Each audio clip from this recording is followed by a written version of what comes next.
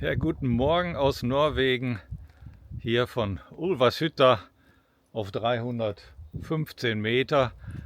Ja, hier haben wir auf einem Schotterparkplatz übernachtet, auf dem Weg Richtung Norden. Und wie ihr seht, es schneit leicht. 2, 3 Grad haben wir.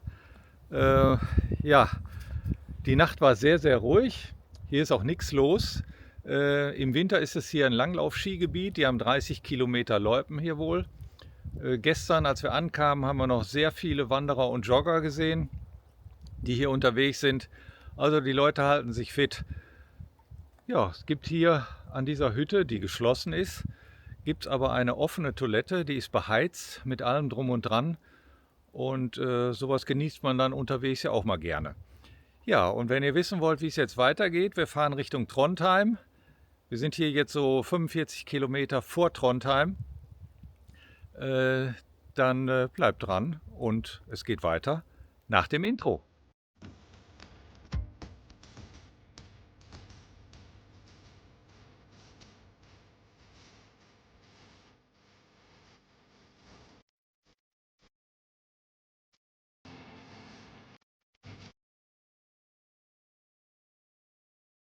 Ja, wir verlassen jetzt hier unseren ruhigen Übernachtungsplatz und mir war gar nicht bewusst, wie weit ich gestern Abend noch da über diesen schotterigen, löcherigen Waldweg hinauf zu dieser Hütte gefahren bin. Aber seht selbst.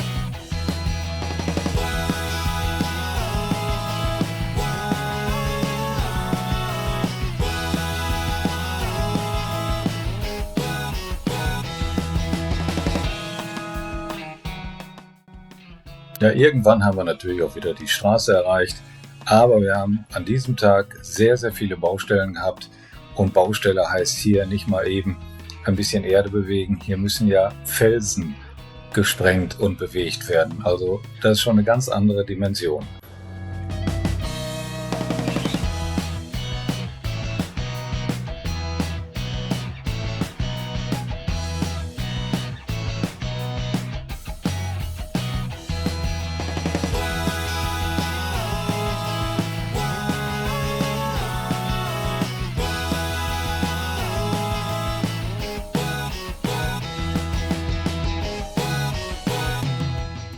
So, wir sind jetzt in Trondheim an der Festung Kristiansten angekommen.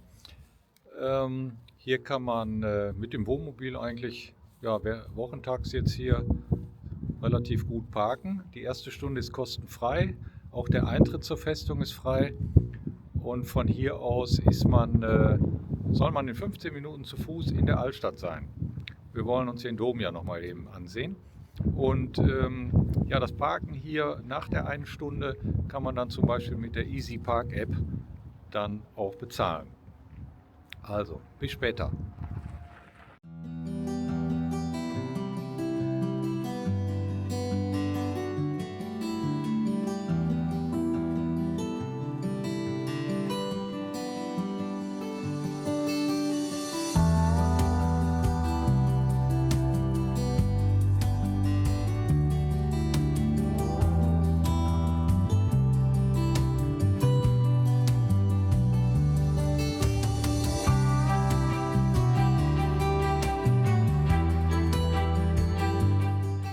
Ja, vor dieser Wand wurden norwegische Widerstandskämpfer während des Zweiten Weltkriegs von der deutschen Wehrmacht erschossen. Auf solche traurigen Zeugnisse des Zweiten Weltkriegs trifft man natürlich immer wieder mal. Ja, also ein Fahrradlift habe ich auch noch nie gesehen, aber hier geht es auch ganz schön runter, beziehungsweise rauf.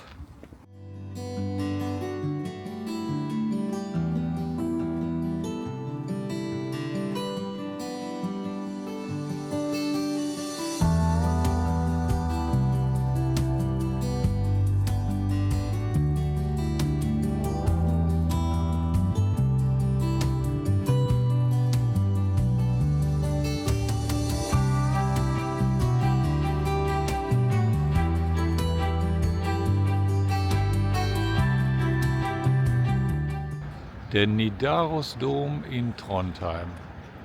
Die größte Kirche hier in Norwegen, wo auch die Königinnen und Könige gekrönt werden.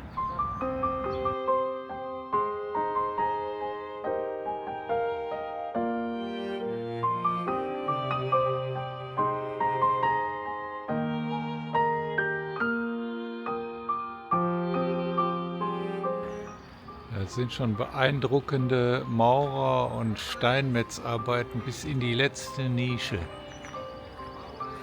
Das sind alles hier noch Nebeneingangstüren.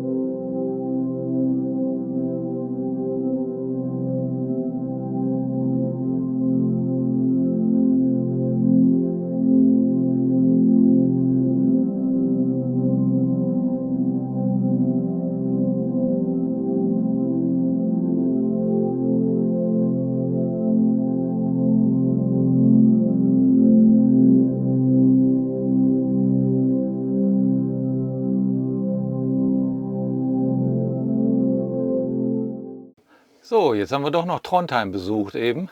Erstmal aufwärmen wieder. Ist das so kalt, der Wind. Boah. Absolut. Boah, schroff. Ja, wir sind ja niederrheinische Weicheier. Ja.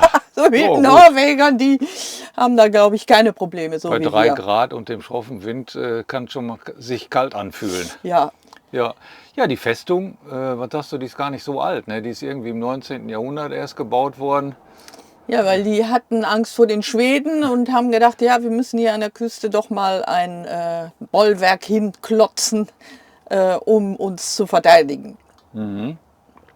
Ja, und dann haben wir uns den Dom, den Nidaros-Dom angesehen, wo hier die norwegischen Königinnen und Könige gekrönt werden. Also echt der Wow. Ja. Ma. Absolut beeindruckend, also ein Riesenteil, aber so Ja, die fein Fenster. gearbeitet in so vielen Details von außen wie von innen. Also hier haben Maurer und Steinmetze Ja. Höchstleistung verbracht. Kann Ich nicht habe anders sagen. mich schon gefragt, wie lange hat das gedauert? Also jede Säule, jeder kleine Fensterabschnitt wurde mit tollsten Steinmetzarbeiten versehen und dann die Höhe und die Größe, Ja, also beeindruckend, das muss sehr, doch sehr ewig gedauert beeindruckend, haben. Ja. Also wirklich, Auch die Fenster, ne? ja, das Licht, obwohl ja draußen bewölkt ist und gar keine Sonne, die Fenster strahlten, also unglaublich. Ja, aber der Dom ist auch von innen sehr dezent ausgeleuchtet. Also ja. habt ihr ja an den Aufnahmen gesehen, also ist einfach, der wirkt, ja, also beeindruckend. Lichtdurchflutet Ja, einfach, ne? ja, aber so beeindruckend, ne? In allen Details. Ja. Also wirklich, also der Besuch hat sich wirklich gelohnt. Ja, Ich also- wollte erst nicht, ne? Aber Ja, ich habe gedacht, komm, jetzt sind wir einmal hier und das soll ja ein bedeutendes Bauwerk sein. Lass uns doch, das Eintrittsgeld ist okay. Ja. Und wenn man dann drin ist, dann versteht man auch, um so ein Bauwerk zu erhalten, da braucht man auch schon ein paar finanzielle Mittel. ja gut, was war das jetzt? 12 Euro ungefähr? Ja, noch nicht mal. Noch nicht ne? mal. Ja, Ja, 10, 11 Euro pro Ja, Person. ja. Aber gut, jetzt schreiben auch viele im Internet, der Besuch von außen oder die Besichtigung von außen ist schon beeindruckend und reicht. Aber Nö. wenn ihr die Möglichkeit habt, reinzugehen, macht das auf jeden Fall. Also da sind so viele tolle Details, die man dann auch gar nicht alles so mit der Kamera erfassen kann. Das muss man einfach gesehen haben. Ja, Die unser Auge ist ja auch. immer noch besser als eine Ja, Kamera. Ja, die Atmosphäre auch einfach. Ja. Ne? Dieses Ja. riesengroße, hohe, boah, ja. Nee, Schon also toll. ich finde, wenn man von außen alles betrachtet, ist es schon erwähnenswert, Ja, dass das ja. ganz toll ist. Aber innen, da sieht man wirklich erstmal die Kunsthandwerklichkeit bezüglich der Fenster auch und der Raumaufteilung. Ja, ich finde, dann hat man nur die Hälfte wahrgenommen. Also Ist so, ja. in dem Fall, ich bin jetzt ja auch nicht so, dass ich in jede Kirche reinrennen muss, um Gottes Willen. Aber hier ist die Kunst wirklich so vollendet, dass ich jedem empfehlen würde, doch mal einen Blick reinzuwerfen. Ja, wenn man dann hier ist, genau. Ja, so, jetzt geht's weiter, wie immer Richtung Norden. Da sind noch einige Kilometer vor uns. Trondheim liegt ja gerade mal so in der Hälfte Norwegens. Also ich glaube, wir haben noch gut 1.500 Kilometer, gut vor uns. unvorstellbar im Moment. Ja, Und ja. die fahren sich hier nicht so eben weg wie in Deutschland auf Autobahnen. Hier ist wirklich schon langsameres Vorankommen. Aber eigentlich ist das auch in Ordnung für mich. Ja, ne? ich weiß nicht, ob ihr mal die Straßenaufnahmen ein bisschen beobachtet habt. Es gibt hier keinen Seitenstreifen. Nee. Nee, ist man auf dem Bankett, ist der Wagen weg. Also Ja. hier, da geht es immer sofort ja, einen Meter runter mindestens. Und Ja. die schweren LKWs, die fahren hier mindestens ihre Höchstgeschwindigkeit. Also Und haben 80 einen bis Sog. 90 darf man hier fahren, mehr nicht. Und die drücken einen. Also wenn man einen im Nacken hat, ist gar nicht angenehm, Nee. weil man ja weiß, man behindert den eigentlich auf der Straße. Aber mit dem Kastenwagen wäre vielleicht noch alles halb so schlimm. Der fährt sich ja fast wie ein PKW, aber mit einem etwas größeren Mobil wird es dann schon anstrengend. Und man muss wirklich hochkonzentriert fahren, auf weil jeden Fall. man kann nicht mal nach rechts oder links schwenken, dann ist es zu spät. Ja. Also, Auch der Wind, ne? Der Ja. macht ja auch ganz schön was mit dem Mobil. Und wenn ein LKW vorbei braust, dann wackelt das regelrecht. Also ich bin da jedes Mal ein bisschen erschrocken. ja. Naja, aber man gewöhnt sich auch daran wieder so ein bisschen. Das ist einfach so, der Mensch ist ein Gewohnheitstier. Und ich bin froh, dass Ralf ruhig und gesittet fährt, sich da nicht von irgendwelchen Streckenabschnitten, die man noch vor sich hat, drängen lässt. Nee, das ist schon angenehm. Ja, anders geht es nicht, ja. Ja. Okay, also wie gesagt, es geht weiter. Bis zum nächsten Video. Ja. Bye, bye. Ciao. Ja, guten Morgen. Guten Morgen. Ja, jetzt haben wir Trondheim hinter uns gelassen. Wir sind gestern noch ungefähr 3 Stunden unterwegs gewesen, allerdings aufgehalten durch eine sehr große Baustelle. Da haben wir bestimmt eine Dreiviertelstunde verloren. Wir stehen jetzt hier gerade vor der nächsten Baustellenampel. Ja, wir sind auf dem Weg zum Svartisen-Gletscher. Das ist der zweitgrößte Gletscher in Norwegen. Wollen anschließend vielleicht auch noch mal zum Salztraumen. Das ist der größte Gezeitenstrom der Welt. Ja, ob wir den Gletscher irgendwie erreichen können, wissen wir gar nicht. Die Informationen hier im Internet sind sehr widersprüchlich, aber wir werden unser Bestes geben. Ja, wir lassen uns überraschen und wie es kommt, so kommt es halt. Ganz genau. Unsere Fahrt Richtung Norden geht weiter. Meist führt die Straße schön an irgendwelchen Flüssen vorbei. Der Verkehr wird weniger und die Gegend einsamer. Und wir kommen in die Region Nordnorwegen.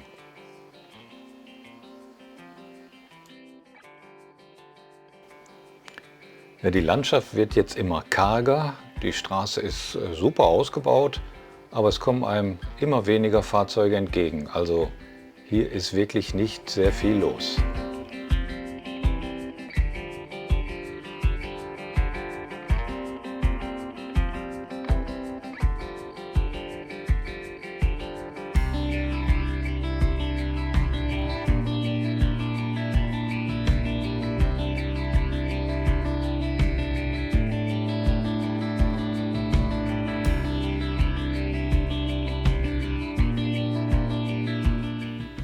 Hinter Mo i Rana bei Røsvoll sind wir dann von der E6 abgebogen auf eine Landstraße Richtung Svartisen-Gletscher. Ja, und die Fahrbahn wird jetzt doch immer schlechter.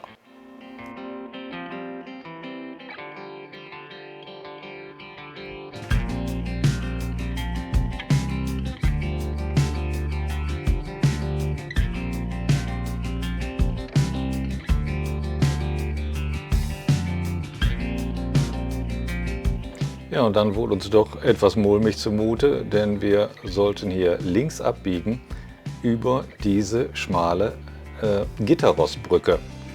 Naja.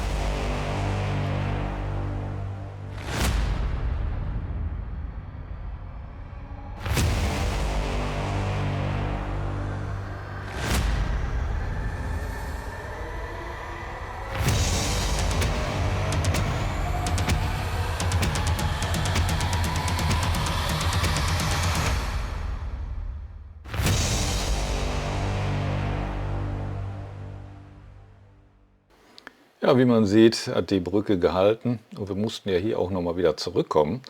Ja, und dann ging es weiter auf einer Schotterpiste, die auch immer schlechter wurde.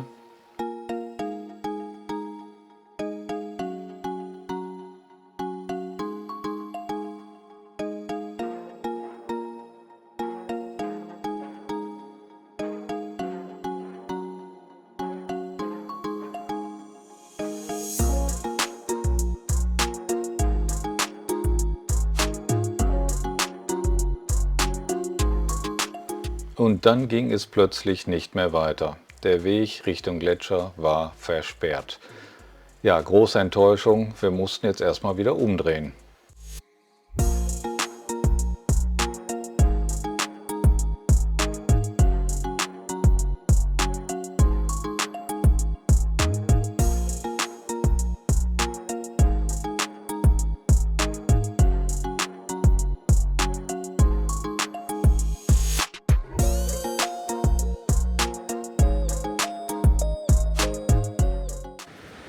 Ja, das war jetzt leider der Rheinfall.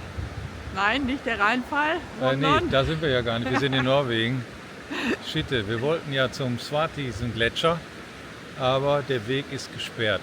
Ja, Meter hoch Schnee. Ja, da kamen wir leider Nee, war gar kein Durchkommen. Nein, die Straße war überhaupt nicht geräumt und auch der Schnee dazu nochmal aufgehäuft, damit auch jeder versteht, bitte nicht da durchfahren. Ja, jetzt sind wir hier 11 Kilometer Schotterpiste gefahren. Und mit jede Menge Schlaglöchern. Die können wir jetzt wieder zurückfahren. Ja. Ja, und dann müssen wir mal sehen, wo es weitergeht. Ja, und den nächsten Übernachtungsplatz finden. Schade eigentlich. Also Ja. die Gegend ist toll. Ich zeige es mal ganz kurz. Also hier haben wir gerade so eine kleine Stromschnelle.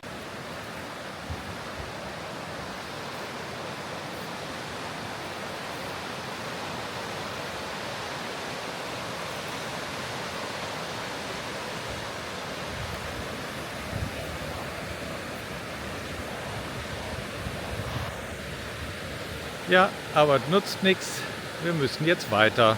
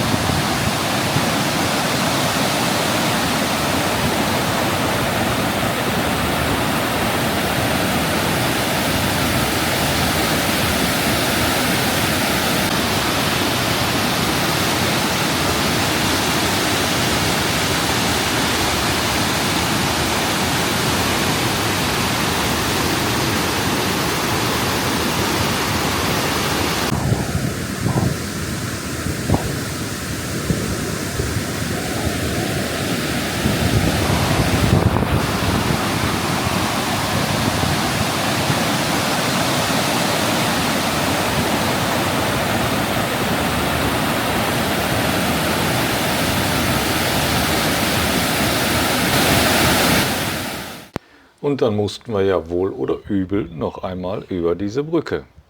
Also Luft anhalten und durch.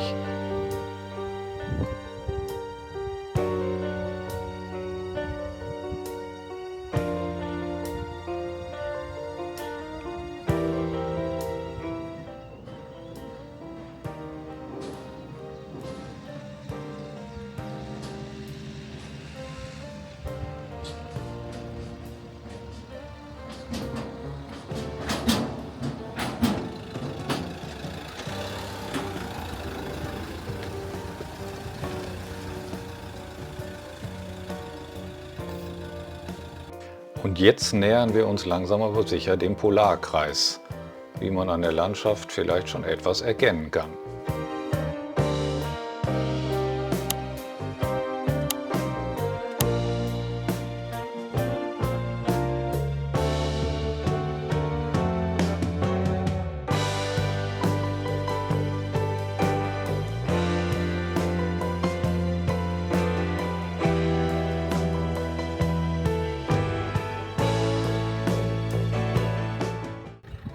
So, jetzt haben wir doch den Polarkreis erreicht bzw. gleich überschritten. Also, wenn hier nicht so was hingebaut worden wäre, würde man es nicht erkennen. Geologisch ist hier kein Unterschied. Aber es liegt Schnee.